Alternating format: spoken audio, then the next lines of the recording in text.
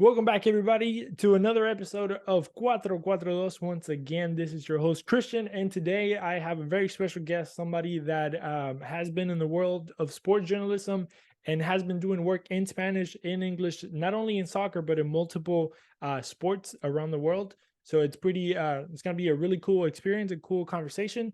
Andres, how are you doing? Thank you so much for Hey coming man, on. no, thank you, Christian. Thank you so much for for asking me to come, and I'm really looking forward to talking with you. So like I was telling you before, I'm really interested in to kind of get to know you as a person, get to know your the world that you're in, because it's something that I'm passionate about as well. Sport journalism, the world of sports. That's something that is attractive to me. It's something that I would love to maybe do in the future. But you're somebody that's established in the game, as they say. And I just wanted to like pick your brain, tell your story and just kind of get to know you a little bit about that, and have the people kind of see the route that you took to be where you're at right now, right? Sure. We were talking about you work in Spanish and English, so that's also interesting to me. I want to get to start from the beginning. Where were you born? How did you get to your, because I was telling you your English is really good, so I'm interested to know how that came about. Thank you, thank you.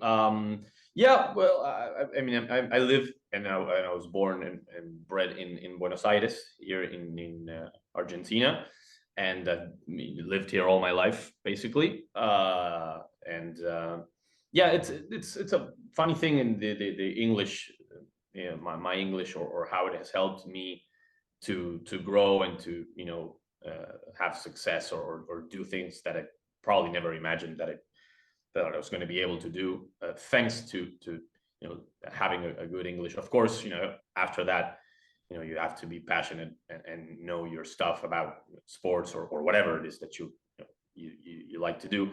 But I have to say that English has been a tremendous tool for me in my life. And I've never lived abroad, or in the US, or UK, or whatever, but I've always been in contact with the English.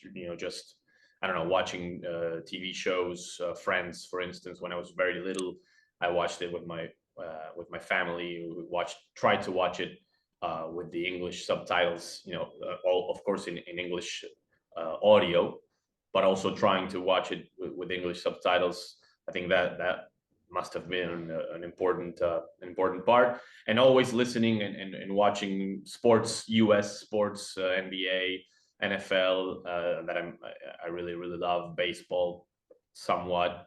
So I have family that live also in Connecticut, so I talk with them often. They're sort of like my grandparents, not blood related, but still. So I have like all these different ways that English that I connect with English, that I think that has helped me a lot in my career. Going into more into like your childhood, or coming up as a child, when did you start liking or when did you see this passion for sports, and not only soccer, because we know in Argentina soccer is extremely popular, but you were saying you watch the NBA, the NFL, which is something that is super rare maybe in Argentina. But how did that love for the different sports come about? I don't. I mean, thankfully, it's always been there. My mom always says that I learned to read, reading a sports magazine that's here in Argentina. So basically, it's been there throughout my life. I really couldn't pinpoint a specific moment. What I can remember is a bit later, when I was finishing what will be high school for you guys, which is where it's different here in Argentina, where you need to start thinking about your professional career at a younger age. I don't know if that's the best way to go about it. I like more the US model with college and stuff. But I remember around that time, sort of realizing that, a possibility in sports journalism was there. It was something that I loved, and sort of, never looking back after that moment. So yeah, it's been basically a passion of mine, my entire life. And And yeah, I mean, I found other sports. I found the NFL around 2010, I think. I was just summer for us, winter for you guys, just doing nothing. Watched a game on TV, fell in love absolutely with the sport. I love it so much. And more recently, Formula One. So it's basically, I mean, I've been switching, going back and forth. Uh, but yeah, always sports have been a huge part of my life. So, that transition going from, like you saying, maybe getting out of high school or secondary school as it might be to that college life. When did was there like a specific pinpoint that you remember that, you were like, you know what, this is what I want to do. This is what I want to pursue. And, let's see what happens. Is there a moment where you were like, for example, just to give you an example, me, I growing up in Argentina as a little kid, I would always watch Fútbol de Primera at night, or at the weekends, on Sunday nights, Of course. and that's always something that it was like I always liked it. I always loved watching, resumes of, or whatever happened during the week, just highlights and stuff like that. And I was like, man, I would love to do that. Obviously, came to the U.S., a whole different life here, especially with the sport. With soccer, is not as common as it is over there. But the passion for that, I still kind of go back and I still remember when I try to do my shows now. It's like I want to be like Araujo, like you have that same passion, or have those same words, or watching games in the 90s, early 2000s. So I can kind of go back to that, and now going into my life, I'm like, I want to do that, as a 30-year-old man. But do you have any moments that you were like, you know what, this is what I really want to do, and I'm gonna go it all in? Yeah. Well, I mean, I share your sentiment completely. To this day, I have a friend of mine. His name is Manuel, and we just send each other, voice messages doing the famous calls of Araujo, precisely, very famous broadcaster here in Argentina. So I hope that I continue to do that forever, just because it's so fun for me, and it goes back to what you were saying, right? When we were little and we were watching that sort of thing. Again, it's tough to pinpoint a specific moment, but the last year of high school, I think, when you start to have here, maybe you go to a counselor to ask him for guidance as to should you go for a career in economics, or a lawyer, or a doctor, or whatever. And yeah, sort of all of a sudden, thinking and realizing that it was a possibility, and looking up the different schools of sports journalism. And yeah, I just sort of found out while I was doing it that it was something that I was really passionate about. I was really not passionate about anything else, to be honest. So I'm very lucky that I get to do something that I truly love, and I know it's not something that every people that it's not so common, basically, to have that in your life. So I know I appreciate it a lot. So again, yeah, it's tough to pinpoint a specific moment, but I agree, and I have that same experience as you had, like watching these sorts of stars. I remember watching, well, Araujo for sure, Gonzalo Bonadeo is another, Juan Pablo Barsky, this giant figures of sports journalism in my country, and just looking up to them and wanting to be like them, for sure. And now, well, here, let me ask you a technical question before we move into the next phase. Sure. Knowing that soccer or football over there in Argentina, it's very like popular, and sports, it's very, it's a big thing in Argentina. Is there a lot of people that tend to look into sports journalism? Is that a crowded space for you? I would say yes. I would say it's it's a very difficult environment and career to pursue, just because there's a lot of again, as you were saying, there's a lot of people that choose to pursue a career in sports journalism, and there are, in that same way, very few job openings, if you will, or good job openings. So yeah, it's a it's a tough market to get in, that's for sure. Awesome. Well, I mean, we're lucky enough to, I guess, to be in it, right? To get in it, have a job, do multiple things. I wanted to ask you about some experiences because I know, in the world of soccer, we maybe grow up with, a lot of stars or people that, we adore or, we idolize. I saw you had a picture with Maradona. It's one of those things that is like, oh, that's like a dream person. Can you maybe, I don't know, share that experience? Because I'm sure it's something that it's unique to a person. And then maybe, what are the best like stadiums you've been at, or any memories that, this maybe your career or your love and your passion for the sport has brought you?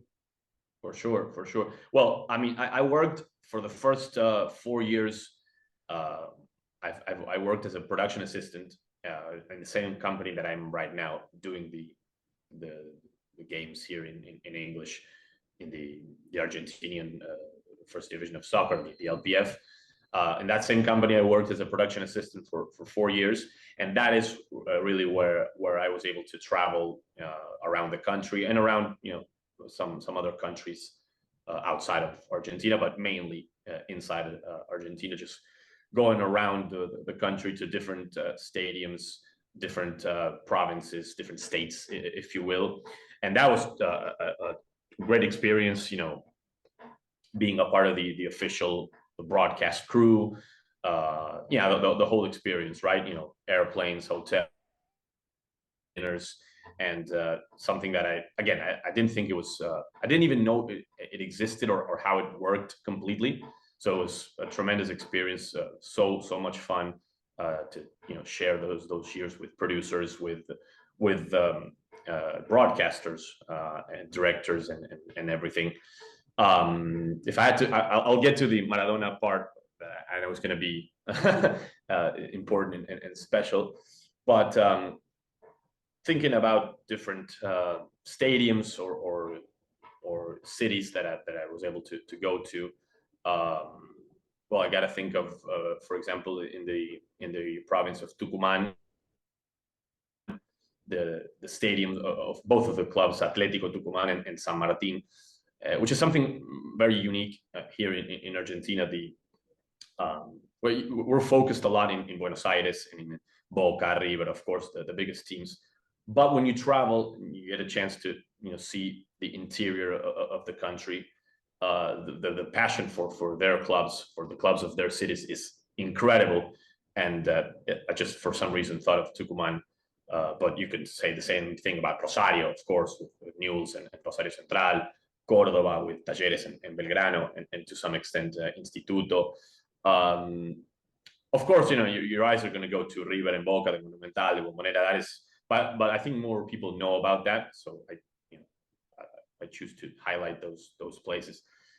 And finally, well, Maradona came to coach Gimnasia in the later stages of his life. Tragically, it was a very very awkward and very sad end to well, a tremendous person and idol, of course, to the country. And I was able to do a couple of games as a production assistant when Diego was coaching Gimnasia. And yeah, as you can imagine, all of those games were crazy because people were trying to get in to the locker rooms to take pictures with him, to see him, to feel close to him. And yeah, I was right there, a couple of yards away from the bench where he was sitting. So a unique experience that they built a sort of throne for him in Gimnasia. The bench where he coached had like this special seat with a throne and stuff like that. So I sat in there, I took a picture in there too. So yeah, that was quite the experience. And going into the English part of stuff, is that whenever did you start doing English already commentary, or did you go from Spanish and then transition into the English world? Well, I had done a couple of things in Spanish throughout those 4 years, and prior to that, just some freelance or some more amateur stuff, if you will, trying to learn, the ropes, as you say. But the chance that I got to make the switch from being a production assistant to being the on air, if you will, was due to the English. I sort of learned that my company was going to start producing the Argentinian first division of soccer in English. So they needed people that had good English and wanted to try it out. So I offered myself, and that was how I was able to do this transition. That's awesome. And we talked a little bit about soccer, and I saw that you're also, you talked about your passion for basketball and then the NFL, and you were able to do work in those realms, right? Can you tell us maybe some experiences about covering basketball, either the Argentinian League or the NBA, and then the NFL maybe a little bit? Yeah, of course. Well, the Argentinian League, I did it as a production assistant for, again, those out of those 4 years. Another opportunity to travel and also doing some work for FIBA that took me to very strange places, for example, like the Bahamas, Puerto Rico, doing some sort of international games, which were incredible as well. I did a game of that the US played in with their R squad or S squad. I don't even B or C or D. But they had, for example, Isaiah Thomas playing, and they had Joe Johnson playing in that team. That was very cool to be able to see them live. And yeah, the NFL was crazy. I mean, there's been thankfully for me and for Spanish speaking people, there have been a lot of developments around the NFL wanting more content in Spanish. And I've been lucky to be hired, if you will, by Mundo NFL, which is the official site for the league in Spanish. And I was lucky enough to travel to San Francisco last year to cover a game between the 49ers and the Chiefs. That was a huge game, of course, almost the Super Bowl. Could have been the Super Bowl had it not been for Brock Purdy's injury. But yeah, that was again, I'm running out of adjectives, but that was a dream come true to be credentialed for that game, to cover that game, to ask questions to Patrick Mahomes, to Juju Smith-Schuster in the post-game press conference. Something that of course I'll never forget. I hope to do more games in the future, but certainly never forget that day, because actually it's a very funny story that I woke up that day in New York, and I took a flight from New York to San Francisco. The flight was delayed. I almost don't make it to the stadium. When I got to the stadium, there was nobody there because the game had already started like 10 minutes ago. So I had to call the press guy at the 49ers. He answered the phone, which I can't believe he answered the phone. He came down with my credentials. So that was a huge story. That was an unbelievable story that thankfully ended in a nice way. And going back to soccer a little bit, because I know there's a little bit of transition in your career, going from maybe infield coverage to more to the booth, right? To calling games, being able to be part of the broadcast, in a minute to minute type thing, instead of just being called in for information. How is that transition? How do you like it? Are you enjoying it? How much of a difference is it to maybe just give information, every so often, to being on the call, on the microphone, for the whole entire game? It's very different. It's very different. First, being on site, on the court, on the pitch, to being on the booth, of course, it's going to be different. I've grown accustomed to it now, but the basic stuff, you don't get to see. I mean, you only get to see what the director wants you to see, which is 90% of the time the right thing. But everybody can make mistakes, or you maybe don't get a chance to add anything extra.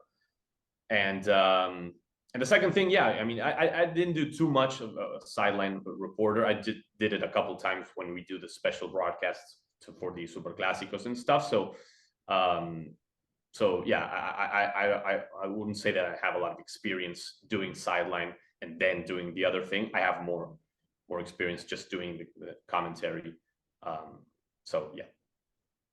Now, going a little bit more specific into, into what you cover, which is the, La Liga Profesional. Mhm. You personally, maybe as a reporter, as somebody that knows the league inside and out, how do you see the state of the league? Obviously people are talking about, about different things about the league, having too many teams maybe on the call. Uh, the census, promotion, relegation, being different this year compared to other years. Obviously, we did have, the COVID pandemic happen, so some adjustments. But you as a football fan, you as a as a reporter, as somebody that follows the league day by day, how do you see soccer, Argentinian soccer, compared to maybe the rest of the world? That's an interesting question. First, I would agree with the number of teams being too much. I mean, they're working on trying to get it down. So hopefully they'll be able to do it. I think that's going to be huge. I think it's a very competitive league. I like covering the league a lot. I think it has a lot of uncertainty. For instance, the team that is about to drop down for almost for sure is Arsenal, has defeated River and Boca this tournament, which is very very strange. So that's always good. But I think fewer teams would increase the average of talent, if you will. So I mean, hopefully that can happen. It'll be tough for the teams that have to go down, but that's life. And the other difficult thing is the economics, of course. Argentina not being so strong right now economically, and having to sell players constantly to just be able to live, to continue to play and to have the club being in a good state. So that is outside of the control of the league. That's more the country being in this shape. But the league, I think, is very strong and around South America and America. I think just behind the Brazil, it's I would say it's the best. Another personal question in the way that I want to get your opinion on this matter, because it's something that I think the whole world is talking. Messi obviously finishing with PSG. You as a soccer guy, I'm pretty sure you're behind that story as well as everybody is. Personally, what do you think happens there? Especially after the World Cup. I mean, if you want to give me, every Argentinian I talk to, I ask them for their Mundial story, right? Because I think everybody lived it in a specific way. So if you want to tell me, you can either go whichever way you want to go with this one, but I want to know your Mundial story. Where were you? What did you do? Did you have any cabalas? Did you not? As a true Argentinian, I think you probably did have a few, like everybody else did. And then, what do you think happens to the story, to the saga, to the novela of Messi, today? I think, well, I'm very sorry, but my Mundial story is not going to be very, very special. Didn't have a lot of Cábalas, to be honest. I mean, we did get together with a group of friends in the same place, if you will. But other than that, I really can't recall anything. It was incredible, of course, unforgettable moment. But just watching it with friends and being able to enjoy it, I didn't work a lot around that time, so I got a chance to enjoy it as a fan, which is nice. I went out to the street when we won, to the Obelisco, the main monument here in Buenos Aires. So very very cool experience and unforgettable, of course. And Messi, I mean, I hope he goes to Barcelona, or at least he stays in a competitive environment. I know you guys probably would love to have him over there in the United States, and I think that will happen. Maybe not this year, but from in a couple of years in Inter Miami or wherever. But for me, I'd love to see him stay on a more competitive level, be it Barcelona, be it the Premier League, or the last option for me would be, of course, Saudi Arabia. Hopefully that does not happen. That would be very sad for him to wind up there. I would understand it, economically for him. I'd never get in the way of that. But hopefully he chooses to go to Barca, Premier League. Of course, we'd love to have him here in Newell's. in Argentina at some time. Hopefully that'll happen. I have my doubts, but I don't rule it out for sure. All right.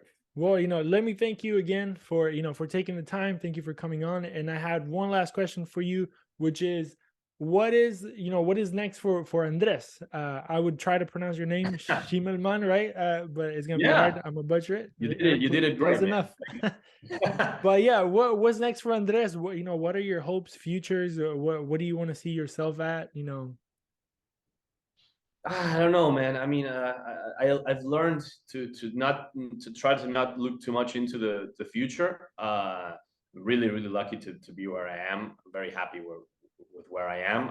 Of course, I'm always looking forward to advancing and doing more stuff. Maybe doing more things in Spanish and here in my country. The broadcasts that we do are worldwide, which is a tremendous honor. But sometimes you like to do some things in your own territory, if you will. Continuing to work with NBA, with NFL for sure, but always keeping the options open. And I am a type of person that tends to look too much into the future. So I tried to work myself to be more in the present. So yeah, that's basically it. That's awesome. Once again, thank you. I don't know if you want to, let the people know if they can find you anywhere, if you want them to follow you on Twitter, Instagram, wherever it may be.